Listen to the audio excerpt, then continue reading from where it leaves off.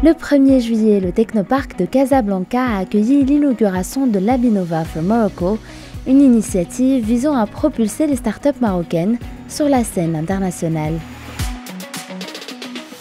Organisée par l'Agence italienne pour le commerce extérieur, cette première édition se déroule en 2 phases, à Casablanca puis en Italie. Telquel était présent pour rencontrer les principaux acteurs et explorer les ambitions de ce programme de formation innovant. C'est un projet qui concerne toute la Méditerranée, qui va durer 3-4 jours et dans lequel on va donner toutes les connaissances, les expertises et les informations utiles pour les startups marocaines dans plusieurs secteurs pour être plus compétitifs sur le marché européen. Pour ce qui concerne le Maroc, je crois que la chose la plus importante, c'est donner la possibilité à vos startups de rentrer dans un marché international plus vaste. D'un point de vue italien-marocain, c'est évidemment la création d'un réseau plus fort entre nos startups et vos startups et la création des alliances plus fortes. Francesco Panini, directeur de l'ICE à Casablanca, a détaillé au micro de Telquel les objectifs du programme et les secteurs d'innovation privilégiés. Les objectifs sont premièrement renforcer le partenariat technologique, entrepreneurial entre les entreprises spécifiquement start-up italiennes et marocaines, mais aussi donner des moyens pour augmenter la capacité des entreprises marocaines dans les marchés internationaux, spécifiquement italiens et européens. On a sélectionné les 24 participants après un appel à candidature public sur notre site. On a eu vraiment un grand soutien de nos partenaires, c'est-à-dire le Technoparc, mais aussi Startgate de l'OM6P de Ben Guerir et le MSISE, le Moroccan Center for Innovation and Social Entrepreneurship. On a pu faire une très belle sélection dans des secteurs qui sont tout à fait nouveaux, comme l'agrotech. Donc il y a plusieurs entreprises parmi les participants qui s'occupent de nouvelles technologies appliquées à l'agriculture, à l'optimisation agricole, mais aussi green tech, donc pour faire face aux défis d'aujourd'hui et de demain dans le domaine du changement climatique, mais aussi le secteur de la mobilité, de la logistique et encore du fintech.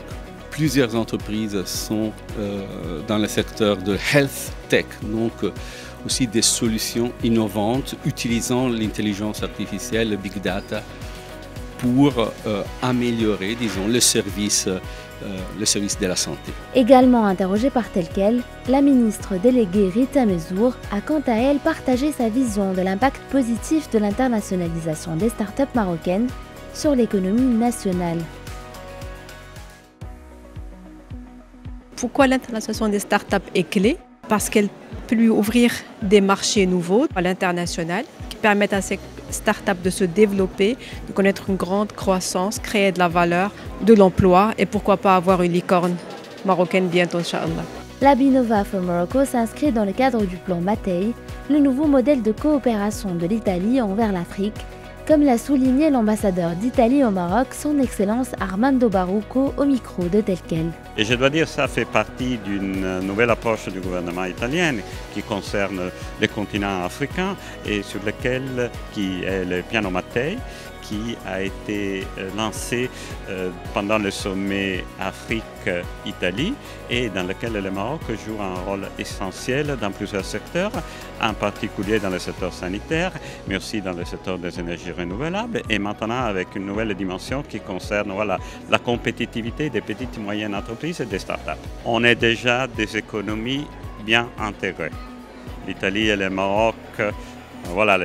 L'Italie est le 3e partenaire du Maroc d'un point de vue économique et commercial. Notre objectif, c'est renforcer ce réseau, renforcer cette intégration qui doit aussi beaucoup à la grande présence marocaine en Italie. Et c'est une présence marocaine en Italie qui est très entrepreneuriale.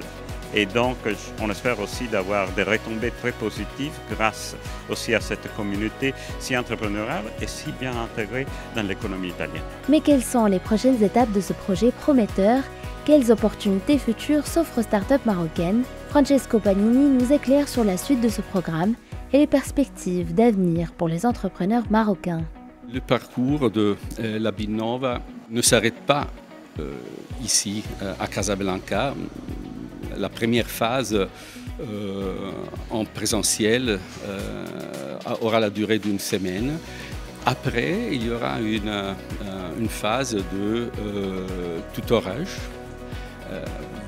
personnalisé vers les entreprises et une partie parmi eux vont participer à un study tour en Italie à octobre où ils vont rencontrer les startups italiennes, les sociétés italiennes, les écosystèmes industriels italiens, surtout du nord de l'Italie, dans la région de Milan, et participer aussi au salon SMAU, qui c'est un peu le GITEX Africa pour l'Italie. Voilà, ça serait sûrement une occasion de rencontre B2B entre les entreprises marocaines, italiennes et internationales. Et puis, bien entendu, les entreprises qui vont participer une fois à un cours de formation de l'Agence italienne pour le commerce extérieur, ça, c'est pour toujours. C'est-à-dire, ils deviennent un peu partie de